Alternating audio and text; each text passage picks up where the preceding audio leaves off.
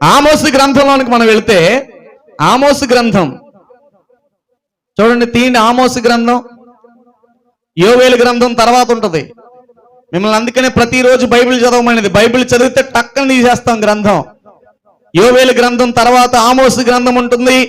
756వ page పాత నిబంధన గ్రంథంలో ఆమోసు గ్రంథం 4వ అధ్యాయం 12వ వచనంలో అక్కడ స్పష్టంగా ఏ విషయాల్లో సిద్ధపడాలో దేవుడు మాట్లాడుతున్నాడు. మొట్టమొదటి మాట 12వ వచనం ఆఖరి మాట చదవండి. ఆఖరి మాట, మీ దేవుని సన్నిధిని కనబడుటకై సిద్ధపడుడి. ఏమండి, చాలు. ఎవరు చెప్తున్నారు ఈ మాట? అప్పుడు ఈ పాస్టర్ గారు అత్తమాను కనపడమంటున్నాడండి. ఎక్కడ ఏమ్మా, ఎక్కడ కనపడాలా? దేవుని సన్నిధిని ఏమవ్వాలంట? కనబడుటకై ఏం చేయాలా? చెప్పాలా? మీరు సిద్ధపడాలి. అంటే మీరు దేవుని సందులో కనపడలేదంటే మీకేం లేదు. ఏమండి, దేవుని సందులో కనపడని వాళ్ళు ఒక్కసారి ఆలోచన చేసుకోవాలి. ఏం పడట్లేదు వాళ్ళు? చెప్పండి. సిద్ధపడట్లేదు వాళ్ళు. సిద్ధపడదామా? సిద్ధపడదాం చాలా టైం ఉంది. సిద్ధపడదాం చాలా టైం ఉంది. మొక్కల్లో హీరో ఉంటాడు, మొగల రేకులు హీరో, తెలుసా? అమ్మో, నీకెట తెలుసు పాస్టర్ గారు? ఏమండి, మొగల రేకుల్లో నటుడు, మొగల రేకుల్లో హీరో ఉండేవాడు, గెడ్డంతో ఒకడు. నేను చచ్చిపోయాడు అంటాడు. ఏమయ్యాడు? యవ్వనస్తుడండి. నా మీద ఒక 2-3 సంవత్సరాలు పెద్దగా ఉంటాడేమో, లేకపోతే ఒక 4 సంవత్సరాలు పెద్దగా ఉంటాడేమో. మహా అయితే 40 సంవత్సరాలు ఉంటాయి. చచ్చిపోయాడంట, తెలుసా? పాపం ఎన్ని సీరియల్కి సిద్ధపడ్డాడో. తర్వాత సీరియల్ ఏదన్నా కొత్తగా వస్తే అందులో కూడా నటిద్దాం అనుకుని ఉంటాడు. సిద్ధపడ్డాడు, కానీ ఏమైపోయాడు? చనిపోయాడు.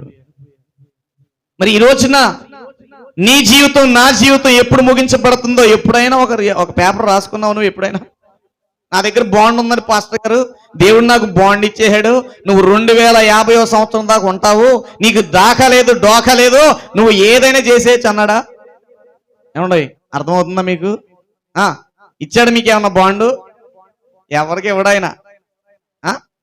ఇస్తాడా? ఇస్తాడాక? ఇవ్వడో. ఇవ్వటానికి అవకాశమే లేదు. నీ సమయం ఎంతవరకు అంతవరకే. నువ్వు ఎప్పటి వరకు జీవించాలని దేవుడు నిర్ణయం చేశాడో అక్కడ వరకే నీ జీవితం ఉంటుంది. ఆ లోపులో నువ్వేం చేయాలంట? దేవుని సన్నిధిలో నీవు కనబడాలి. దేవుని సన్నిధిలో కనబడే సమయంలో నీవు ఎక్కడ కనపడినా నువ్వు సిద్ధపడినట్ట. ఒక్క ఆదివారమేగా పాస్టర్ గారు. ఎన్ని ఆదివారాలట? ఒక్క ఆదివారమేగా. నేనేమంటానంటే గన్నేరు పప్పు తీసుకొస్తా. ఏ పప్పు? వినాలి మీరు జాగ్రత్తగా. గన్నేరు పప్పు విన్నారా ఎప్పుడైనా? అమ్మ బాబోయ్, గన్నేరు పప్ప? కందిపప్పు విన్నాం, పెసరపప్పు విన్నాం, జీడిపప్పు విన్నాం, బాదం పప్పు విన్నాం. ఇదేం పప్పు అండి? గన్నేరు పప్పు అండి. గన్నేరు పప్పు ఒక్కసారే దంచి ఒక చిన్న ముక్క ఇస్తానమ్మ. ఒక్కసారి నవ్వులు అని నవ్వులుతాను. మీరు మీ వెనకాల పరిగెట్టాను అనుకోండి, మీరు ఆగుతారు అక్కడ. బుల్లెట్ కూడా దొరకకుండా పరిగెట్టరు మీరు. ఇంట్లోకి వెళ్ళిపోయి తలుపేసేసుకొని, రే పాస్టర్ గారు వస్తే నేను లేనని చెప్పు, పాస్టర్ గారు వస్తే నేను లేనని చెప్పు. ఎందుకు అని అడుగుతాడు. నోర్మయ్యరా, నీకెందుకు? పాస్టర్ గారు వస్తే నేను లేనని చెప్పు అని అందరూ మీరు. ఏమండి, గన్నేరు పప్పు ఒక్కసారి తింటే చాలా? విషయం ఒక్కసారి ఎక్కించి ఉంటే చాలా? ఒక్కసారి ఒకటి అనే మాట మనిషి జీవితంలో ఎంత భయంకరమో అనే విషయం మీరు చాలా జాగ్రత్తగా అర్థం చేసుకోవాలి. ఈ రోజున సంఘాలలో, మన సంఘమే కాదు అన్ని సంఘాలలో ఇలాగే ఏడ్చారు విశ్వాసులు. ఏమండి, ఒక్క ఆదివారమేగా, ఒక్క ప్రార్థనేగా, ఒక్క కూడికేగా, ఇవాళ వెళ్ళకపోతే ఏమవుద్దంట? నీ హీలుంటే వెళ్తావు, హీలు లేకపోతే మానేస్తావు. నీ హీలుంది కాబట్టి వెళ్తున్నావమ్మా. నాకెక్కడ హీలు కుదురుద్ది? నాకు గంపడంత కుటుంబం, నా కుటుంబాన్ని పోషించుకోవాలి. ఆదివారం వెళ్ళకపోతే నా కుటుంబంలో అసలు ఆహారమే ఉండదని ఏమండి అక్కలు సహోదరులు ఎంతమంది ఉన్నారండి ఈ భూమి మీద? ఇప్పుడు నేనన్నానా దేవుడు అంటున్నాడు ఇక్కడ? ఈ పాస్టర్ గారు ఎప్పుడు మా మీద పడి ఏడుస్తాడు రావట్లేదని అని అనుకునే జనులారా వినండి. ఏమండి ఎక్కడ కనపడాలంట? వింటున్నారా? మీకు అర్థమవుతుంది? మీ బైబిల్లో ఉందా చూసుకోండి. పాస్టర్ గారి బైబిల్ ఏమి రాయలేదు ఇక్కడ. ఏమండి మీ బైబిల్లో ఉందా? నా దగ్గర ఉన్న బైబిల్ మీ దగ్గర ఉన్న బైబిల్ ఒకటేనా? ఒకసారి చూసుకోండి. దేవుని సన్నిధి కనబడుటకై ఏం చేయాలంట? సిద్ధపడాలి. దేవుని సన్నిధిలో కనబడడానికి కొంతమంది ఎంత బద్ధకంగా ఉంటారోనండి. ఇవాళ వెళ్ళాలంటావా? ఇవాళ వెళ్ళాలంటావా? దేవుని సన్నిధిలో ఉండాలంటావా అని అడుగుతారు. వీళ్ళు ఎవరో తెలుసా? బద్ధకస్తులు, బుద్ధి లేని కన్యకలు వీళ్ళే. ఎవరంట? బుద్ధి లేని కన్యకలు అంటే ఎవరో? పాస్టర్ గారు ఒకసారి చూపిస్తావా అన్నాడు. చూస్తున్నారు నా వైపు. బుద్ధి లేని కన్యకలు అంటే ఎవరో తెలుసా? దేవుని సన్నిధి కనపడటానికి బద్ధకంగా ఉండేవారే బుద్ధి లేని కన్యకలు. దేవునికి స్తోత్రం, హల్లెలూయా. ఊరుకోండి పాస్టర్ గారు, అసలే కొత్త సినిమా వస్తుంట టీవీలో. ఏం సినిమా? కొత్త సినిమా వస్తుందండి అలా సామర్థ్య 8 టీవీలో. కాబట్టి ఈ రోజున అది చూడాలా అని ఆగిపోయే విశ్వాసులు కూడా లేరా? మన దగ్గర లేరేమో. బయట మీరు సంఘాల్లో చూస్తే చాలా మంది కనపడతారు. ఫంక్షన్ వస్తే ఆగిపోయేవాళ్ళు, వస్తే ఆగిపోయేవాళ్ళు, ఎవరైనా పిలిస్తే వెళ్ళిపోయేవాళ్ళు. ఇవాళ పిలిచాడండి అందుకని వెళ్ళిపోవాలా అని. అంటే నీకు దేవుని పిలుపు కంటే ఒక మనిషి పిలుపు నీకు ఎక్కువైపోయింది. అంటే అర్థం ఏంటంటే నీలో సిద్ధపాటు లేదు కదా. అందుకని దేవుడు అంటున్నాడు, దేవుని సన్నిధి కనబడుటకై నీవు మొదటిగా సిద్ధపడాలి. ఎంతమంది ఉండాలి సిద్ధపడి? ఏమండి ఆయన సన్నిధిలో ఎంతమంది కనబడాలి సిద్ధపడి? కొంతమంది ఏం చేస్తారంటే షిఫ్ట్లు. ఏమండి కంపెనీల్లో షిఫ్ట్లు ఉంటాయి కదా. ఉదయం నుంచి సాయంత్రం వరకు ఒకళ్ళు, సాయంత్రం నుంచి మళ్ళా తెల్లారిదాకా ఒకళ్ళు, సోమవారం మంగళవారం బుధవారం ఒకళ్ళు, గురువారం శుక్రవారం శనివారం ఒకళ్ళు అన్నట్టు. బుధవారం నువ్వు వెళ్ళప్ప, శనివారం నేను వెళ్తా. ఆదివారం నువ్వు పనికి వెళ్ళప్ప, ఆదివారం నీ బదులు నేను వెళ్తా. ఏమిటిది అసలు? ఇది దేవుని భక్తా లేకపోతే సంత అనుకుంటున్నారు కొంతమంది. లోకంలో ఉన్న వారిలాగా చేసే భక్తి కాదు ఇది. భక్తి కోసం చేసే భక్తి కాదు ఇది. ఇదిగో దేవుని రాజ్యములో యుగయుగాలు జీవించడానికి చేసే భక్తి ఇది. దేవునికి స్తోత్రం కలుగును గాక. కనుక నీవు సిద్ధపడాల్సిందే. ఎంతమంది కనపడాలి పాస్టర్ గారి మందిరంలో? అది కూడా ఉంది, చూపిస్తా మీకు. ద్వితీయోపదేశ కాండం చూడండి. ద్వితీయోపదేశ కాండము 16వ అధ్యాయము 16వ వచనాన్ని చదవండి. ద్వితీయోపదేశ కాండము 16వ అధ్యాయము 16వ వచనం, పాత నిబంధన గ్రంథములో 160వ పేజీ.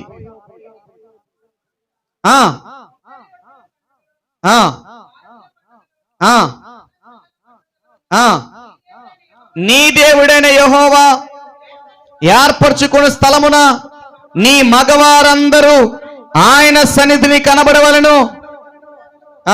ఎవరు కనపడాలంట? ఆయన సన్నిధిలో మగవారందరూ కనపడాలట. ఏమండి మగవారు, పురుషులు ఆదివారం పని ఉంటే మీరు మానేయకూడదు. ఆదివారం ఎవరో పిలిస్తే మీరు వెళ్ళిపోకూడదు. ఆదివారం ఎక్కడ ఉండాలంట? దేవుని సన్నిధిలో మీరు కనబడాలి. మీరు దేవుని సన్నిధిలో కనబడటానికి మీరేం చేయాలంట? సిద్ధపడాలి. అక్కడ రాస్తున్నాడు చూడండి. ఒకవేళ వారు ఒట్టి చేతులతో యెహోవా సన్నిధిని కనబడక నీ దేవుడని యెహోవా నీకు అనుగ్రహించిన దీవెన చొప్పున ప్రతి వాడును తన శక్తి కొలది ఏం చేయాలంట?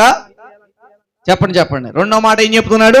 మీ శక్తి కొలది దేవునికి ఇవ్వాలి. అంటే మీ శక్తిని ఇవ్వాలి, మీ సమయాన్ని ఇవ్వాలి. దేవుడు మీకు ఇచ్చిన దానిలో దేవునికి ఇవ్వాలని చెబుతున్నాడు. దేవునికి స్తోత్రం.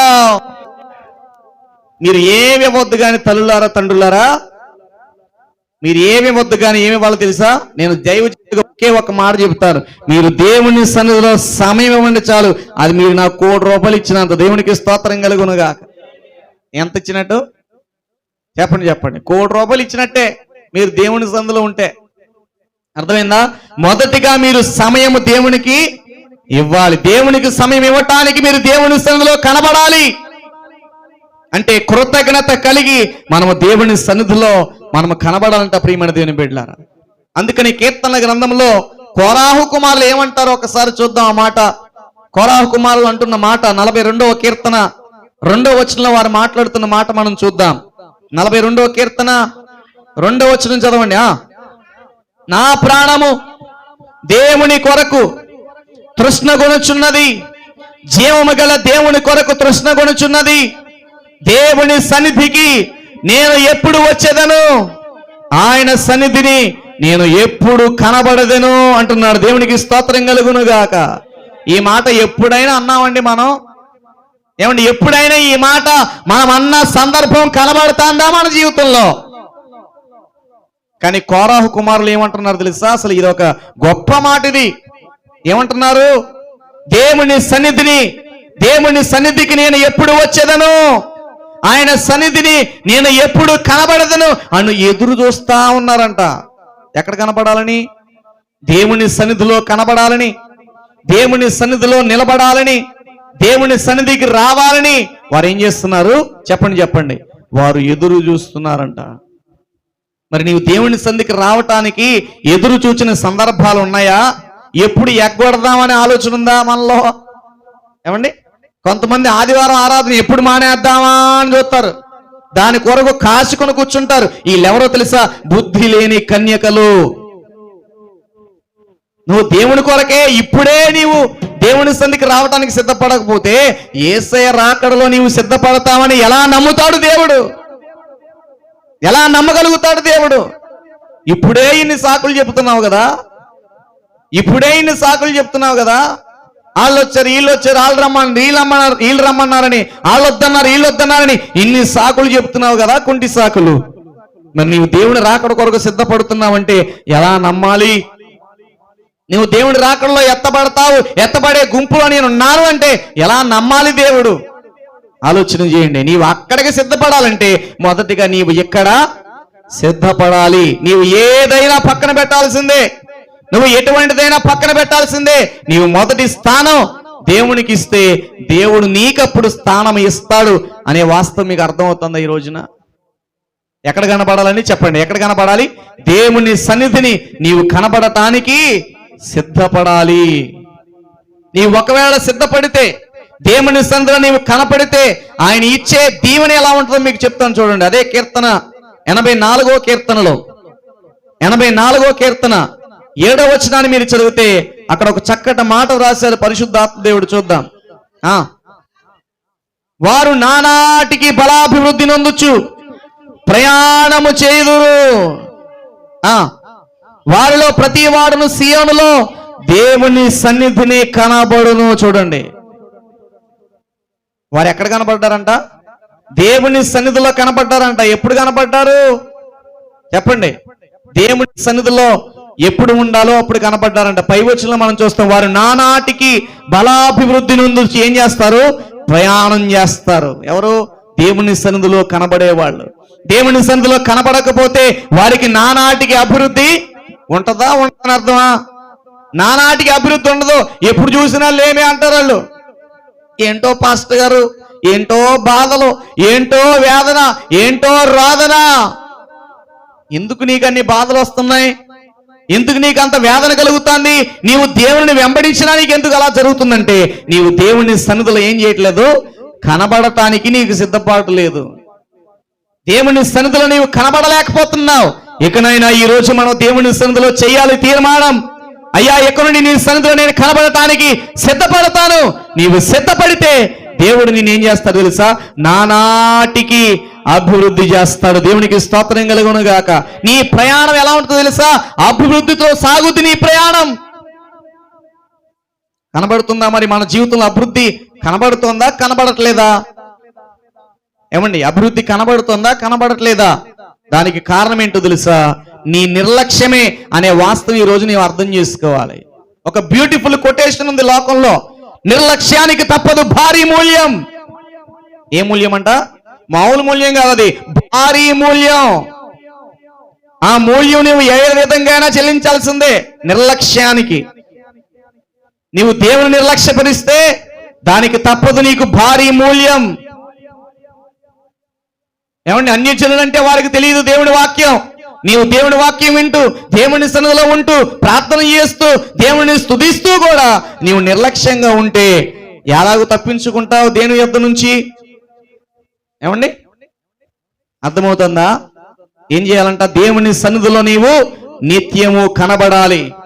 దేవుని సన్నిధిలో నిత్యము నీవు కనబడటానికి సిద్ధపడాలి. సిద్ధపడితేనే నీకు అక్కడ సిద్ధపాటు ఉంటుంది. నీవు ఇక్కడ సిద్ధపడితేనే నీవు అక్కడ సిద్ధపడగలుగుతావు. నీవు ఇక్కడ సిద్ధపడితేనే అక్కడ నీవు దేవుని రాజ్యంలో నీకు దేవుడు స్థానం ఇస్తాడు. దేవునికి స్తోత్రం కలుగును గాక. హల్లెలూయా. ఏం చేయాలంట? మనం దేవుని సన్నిధిలో కనబడటానికి సిద్ధపడాలి. సిద్ధపడుతున్నామా? నీవు ఇంటి దగ్గర నుంచే వచ్చేటప్పుడు ఏం చేయాలా? సిద్ధపడి రావాలా. దేవుని సంధికి వచ్చేటప్పుడు, అయ్యా నీ సంధికి వెళ్తున్నా, నీవు నాతో మాట్లాడవని సిద్ధపడాలి. నేను నీ కొరకు పాడాలి అని సిద్ధపడాలి. నేను నీ కొరకు స్తుతించాలని సిద్ధపడాలి. సిద్ధపాటు ఉండదు కొంతమందికి దేవుని సంధిలో కనపడటానికి. మిగతా 6 రోజులు వీరికి సిద్ధపాటు ఉంటుంది. కానీ ఏమండి, మొదటి రోజు దేవుని సంధిలో ఉండాలనే సిద్ధపాటు ఏమండి ఉండదు. అన్ని రోజులు 4ంటికి లెగిస్తారు పనికి వెళ్ళేవాళ్ళు. ఏమండి, అర్థమవుతుందని చెప్పే మాట మీరు అనుకోవాలి. ఇది నన్నే అంటున్నాడు దేవుడు అని మీరు అర్థం చేసుకోవాలా. పనికి వెళ్ళే ప్రతి ఒక్కరు 4ంటికి లెగిస్తారు. కానీ ఆదివారం చూడండి, ఎన్నింటికి లెగిస్తారు? ఇప్పుడే లేసామా, ఎక్కువ అంత లేట్ అయింది అంటే నీకు ఉండవలసిన సిద్ధపాటు ఆదివారం కదా. మిగతా రోజులు సిద్ధపాటు లేకపోతే ఏమవుద్ది? వాళ్ళు ఏం రానివ్వరు, పనికి రానివ్వరు. అందుకే అప్పుడు సిద్ధపడిపోతావు. అది ఆదివారం వచ్చేసేటప్పటికి మాత్రం ఎంత టైం అయినా మనం వెళ్ళేదాకా పాస్టర్ గారు ప్రార్థన మొదలు పెట్టడుగా ఏమండి అనే నిర్లక్ష్యం నీకు. నీవు సిద్ధపడవలసిందే ఆదివారం. నీవు వేకులే ఆదివారం లేచి నీవు త్వరగా పని ముగించుకొని సమయానికి నీవు దేవుని సన్నిధిలో ఉండాలి. దేవునికి స్తోత్రం. అటువంటి సిద్ధపాటు ఉంటేనే నీవు నిజమైన క్రైస్తవుడివి. అర్థమైందండి? అలా సిద్ధపాటు ఉంటేనే నీలో నిజమైన భక్తి ఉంది. ఏమండి, కొంతమంది బలవంతంగా వస్తారు దేవుని సన్నిధికి. బలవంతంగా వచ్చి సీరియస్గా మొహం పెట్టేసుకొని, నీరసంగా మొహం పెట్టేసుకుని, ఎప్పుడైపోద్ది ప్రార్థన, ఎప్పుడైపోద్ది ఆరాధన, ఎంతసేపు ఆరాధన చేస్తే అసలు ఏమన్నా రాగలుగుతామా శారమ్మమ్మ? ఇంతసేపు ఆరాధన అంటే దేవా నీకు స్తోత్రం, మమ్మల్ని అందరినీ దీవించు అని 2 మాటలు చెప్పి పంపించవచ్చు కదా పాస్టర్ గారు. అంతసేపు చేస్తాడు ఆరాధన, అంతసేపు చెప్తాడు వాక్యం. వీళ్ళెవరో తెలుసా? బుద్ధి లేని కన్యకలు. పని చేసే దగ్గర ఉంటుందా ఈ తొందరపాటు నీకు?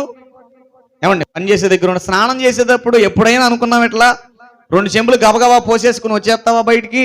రాలేవు. ఎందుకంటే నీకు శుభ్రం ఎక్కువ.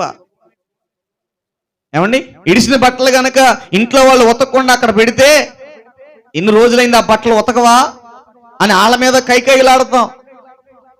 ఏమండి, ఇంట్లో సరిగా వంట చేయకపోతే వాళ్ళ మీద కైకైలాడతాం. కానీ దేవుని సంధికి వచ్చేటప్పుడు మాత్రం ఎట్టా వచ్చి అట్టా వెళ్ళిపోవాలా.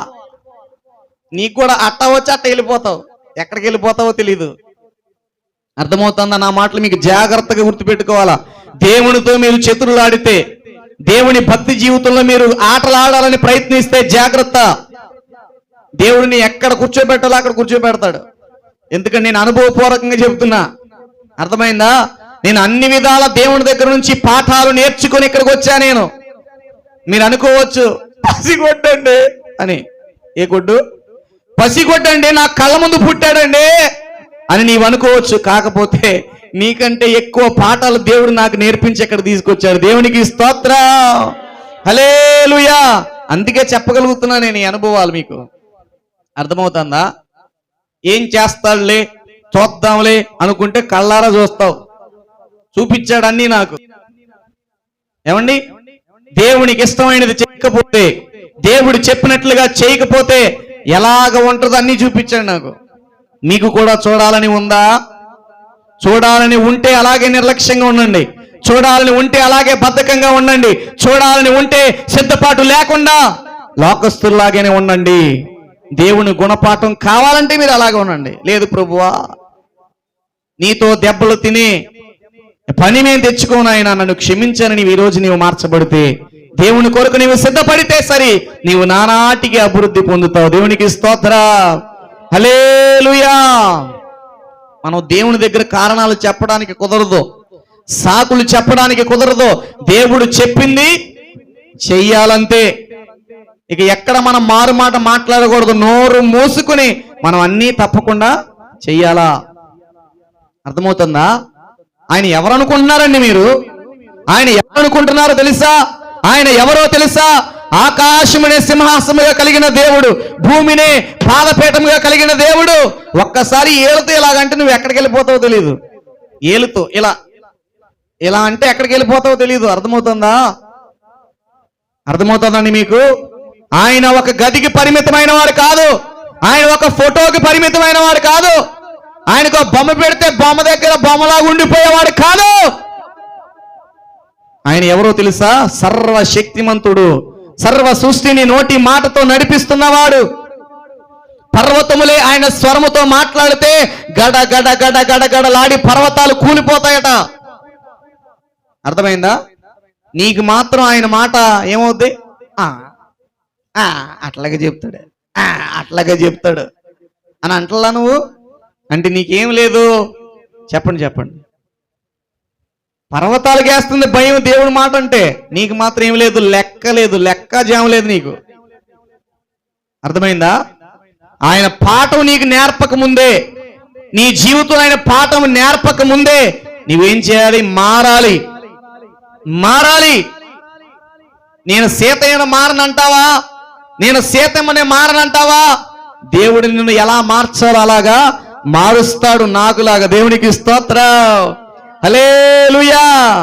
ఏమండి, నేను నాకు ఎంత అనుభవం ఉంటే ఈ మాటలని చెప్తాను మీకు, ఎంత జాగ్రత్తగా చెప్తున్నాను మీకు. దేవుడు అట్లా చెప్పడు. ఏమండి, దేవుడు అలా చెప్పడు. చాలా జాగ్రత్తగా మనం పరిశీలన చేయాలా.